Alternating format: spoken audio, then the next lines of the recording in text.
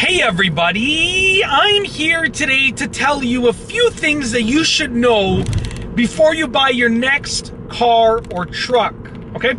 Now, if you know these things and you use these things, you'll be able to save some money and get a better deal on the car or truck. So it's a really good idea to get them instilled and ingrained in your mind.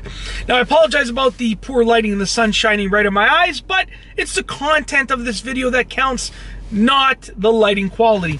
Let's get right to it. The first thing is that you should be focusing on the price, not the payment. Well-trained car salespeople will try and get you to focus on the monthly payment because that takes your mind off of the price. And if they can keep the price at a higher level, then that means that they can earn more profit for the car dealership and for themselves. So what you want to do is make sure that you're focusing on the payment, on the price, not the payment.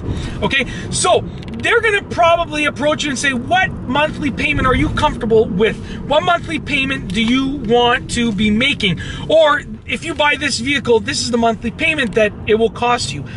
Don't worry about the monthly payment. It's just a calculation based on the price of the car. So instead of worrying about the monthly payment, worry about the price. If you can bring the price down, the monthly payment will go down as well. So focus on the price, okay? You really want to tell the car salesperson, I want to know the final price of the car that I'm paying.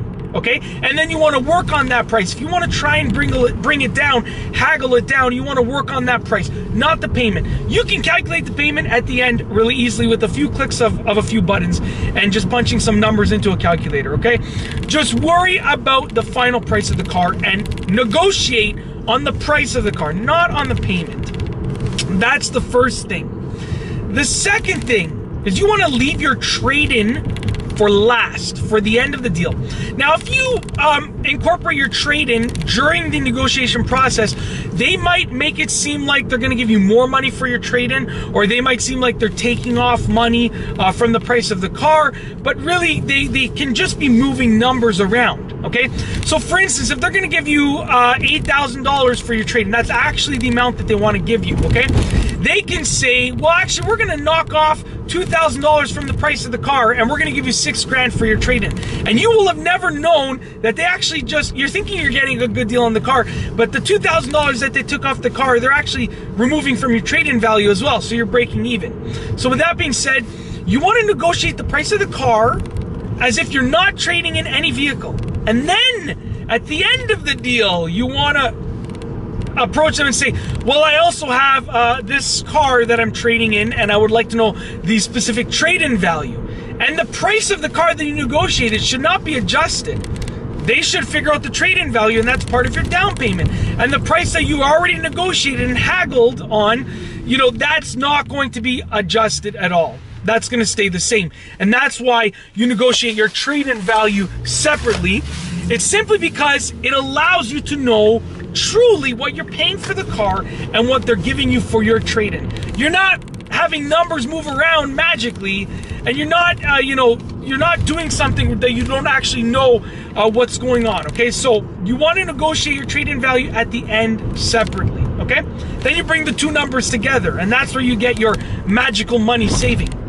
Number 3 is when you're done the deal, you want to get a couple extra add-ons at the end of it. So once you finish negotiating the deal, you're ready to go, you know the price of the car that you're paying, you know the trade-in value, okay? You want to make sure that you get something extra. So you're going to say, well, why don't you throw in some tints? Can you please be nice about it? You don't have to be mean about it. Can you please throw in some tints on the windows, or floor mats, or wheel locks, or navigation, or anything? Because at the end of the deal, the car salesperson always has access to a few extra add-ons that they're allowed to sort of throw into the mix to finalize the sale and keep you happy. Because you're their customer at the end of the day, and they want you to be happy. Obviously, you want them to make sure that they are, doing what's right for them and making enough profit to feed their family, but you don't want them to be profiting like crazy off you at the same time. So you want to make sure that at the end of the deal, you also get a little bit of an add-on. Like I said, it can be floor mats, can be window tints, can be something as big as a navigation system. It can be wheel locks. It can be an upgraded spoiler, whatever you want, a front lip.